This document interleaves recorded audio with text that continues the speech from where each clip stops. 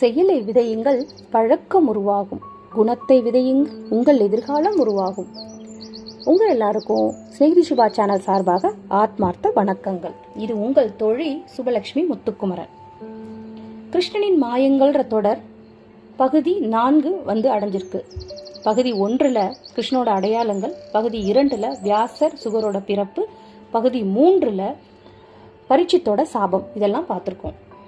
இப்போ பகுதி 4. சுக மகரிஷி பரீட்சித் மன்னன் கிட்ட பாகவதம்ன்ற கிருஷ்ண மாயத்தை சொல்ல ஆரம்பிக்கிறாரு. சுக மகரிஷி நிதானமா பரீட்சித்த பாகவதத்தை சொல்றாரு. அப்போ பரீட்சித் மட்டும் இதை கேட்கல, சூத்தர் உள்ளிட்ட மகரிஷிகளும் அங்க இருந்தாங்க. அவங்க எல்லாருக்குள்ளேயும் பாகவதம் போச்சு. பரீட்சித் மகாராஜா இன்னும் 7 நாள்ல கண்டிப்பா இறந்துருவாரு. சுக மகரிஷி பாகவதத்தை ஏன் பரீட்சித்துக்கு மட்டும் சொல்லல, சூத்தர் அங்க வந்தாங்கன்னா பின்னால சூத்தர் மகரிஷி அவங்க தான் பாகவதத்தை மற்ற எல்லாத்துக்கும் எடுத்துட்டு போறாங்க. இந்த காரணத்தினாலதான் சூத்தர்கள் அங்க சேர்ந்திருக்காங்க. அவங்க தான் பாரதத்தோட எல்லா பக்கங்களுக்கும் போய் பாகவதத்தை பரப்புனவங்க. இப்போ இந்த பாகவத புராணத்துல கிருஷ்ணோட வரலாறு மட்டும் சொல்லப்படல. தக்ஷன், துருவன், ஜடபரதன், யயாதி, புரஞ்சனன், அம்பரீஷன், அஜாமிலன்ற பலரை பத்தியும் சொல்லப்பட்டது. கிருஷ்ணோட பரப்புல ஆரம்பிச்சு முக்தி வர சகலத்தையும் சொல்லுச்சு. இப்ப இந்த இடத்துல நாம பரீட்சித் கதை கேட்கிறாரு. எப்படியும் அவர் தக்ஷன் தீண்டு இறந்துருவாரு. அப்போ இந்த தக்ஷன்னா யாரு அப்படிங்கறத மட்டும் ஃபுல்லா தெரிஞ்சுக்க போறோம். தக்ஷகன் இந்து தொன்மவியலில் காசிபர் கத்ரு தம்பதியருக்கு பிறந்த நாகர்குலத்தை சேர்ந்த ஒருத்தர் தான் தட்சகன்.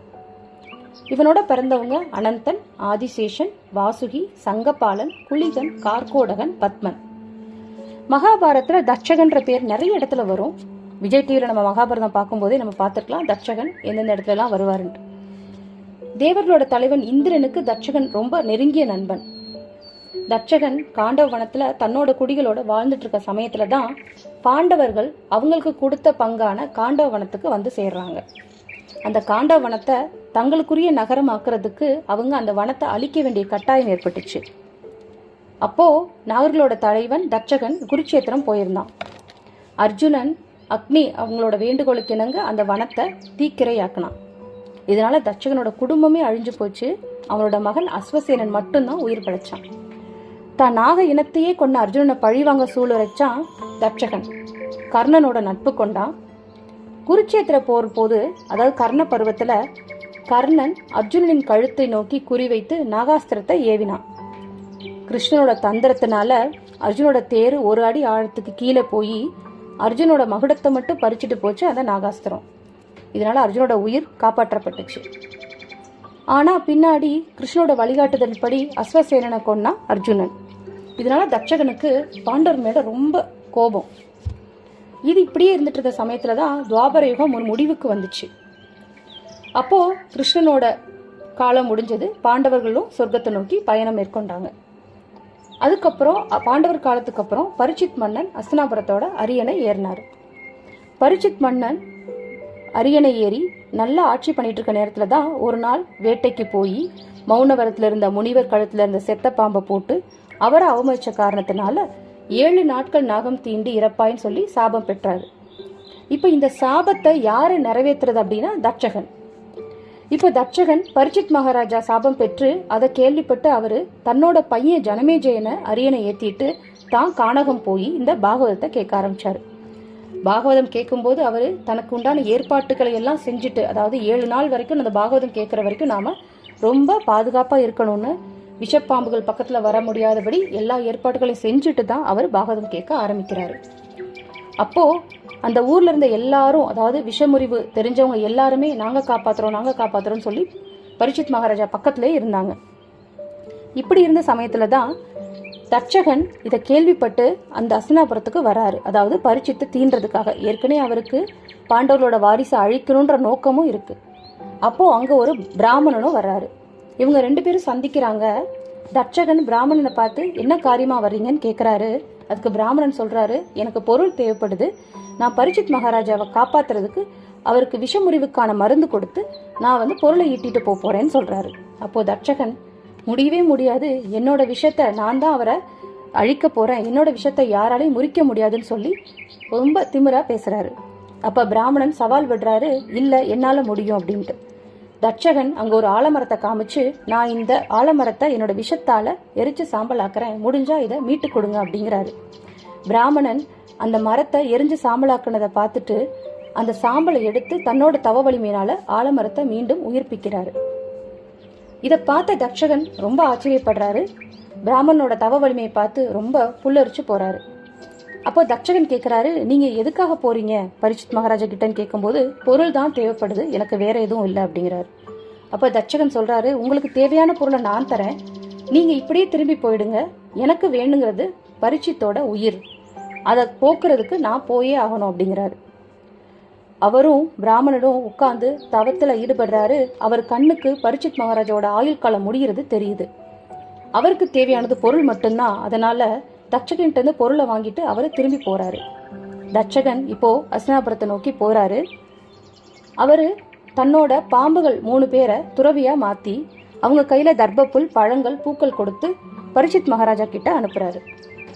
இப்போ அவங்க 3 பேரும் போய் பரீட்சித் மகாராஜா அவங்கள நல்லா உபசரிச்சு அவங்கள்ட்ட இருந்து பழம், தர்ப்பை, பூவெல்லாம் வாங்கிக்கிறாரு. தட்சகன் அந்த பழத்துல தான் ஒரு புழுவா போய் உட்கார்றாரு. பரீட்சித் மகாராஜா 7 நாள் முடிகிற தருவாய் வந்துட்டது, இப்போ நம்ம பழமெல்லாம் எடுத்து சாப்பிடலாம் அப்படின்னு சொல்லிட்டு எடுத்து எல்லாரும் சாப்பிட ஆரம்பிக்கிறாங்க. அப்போ பரீட்சித் மகாராஜா சொல்றாரு, இது வரைக்கும் எனக்கு ஆயுள் காலம் முடியறதுக்கான வாய்ப்பு வரல, இந்த பழத்துல உள்ள இந்த புழுவால என்னோட ஆயுள் முடியட்டும் அப்படின்னு அவரே சொல்றாரு. அப்போ அந்த பழத்துல இருந்த புழு தட்சகனா மாறி அவரை தீண்டி அவர் ஆயுட்காலத்தை முடிக்குது. இதுதான் தட்சகன் பரீட்சித் மகாராஜாவோட தீன்றதான, அதாவது அவரோட ஆயுட்காலம் முடியறதுக்கான சாபத்தை நிவர்த்தி செய்யறதுக்கான ஒரு முடிவு. தட்சகன் அவரோட கதை இதோட முடிஞ்சு போகல, இன்னும் அவரு உயிரோட தான் இருக்காரு. பரீட்சித் மன்னனுக்கு அப்புறம் அதுக்கப்புறம் அஸ்தினாபுரத்தை ஆண்டது ஜனமேஜயன்.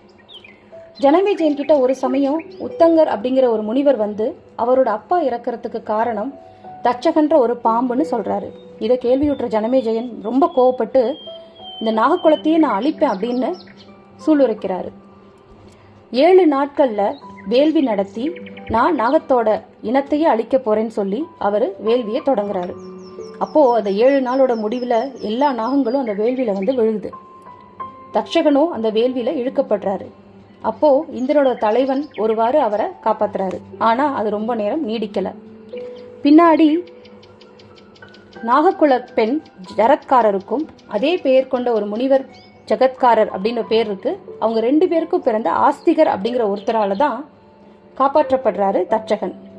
ஜனமேஜயன் கிட்ட இந்த நாக இனத்தை தொடங்கின வேள்வியை முடிக்க சொல்லி ஆஸ்திகர் அப்படிங்கிற ஒருத்தர் வேண்டி விரும்பி, அதாவது தட்சகனோட சகோதரியோட பையன் தான் ஆஸ்திகர், அவர் விரும்பி கேட்டதுனால ஜனமேஜயன் அதை நிப்பாட்டி தட்சகனை உயிர் பிழைக்க வைக்கிறாரு. ஒருவாறு தட்சகனும் உயிர் பிழைக்கிறாரு. இதுதான் தட்சகனோட வரலாறு.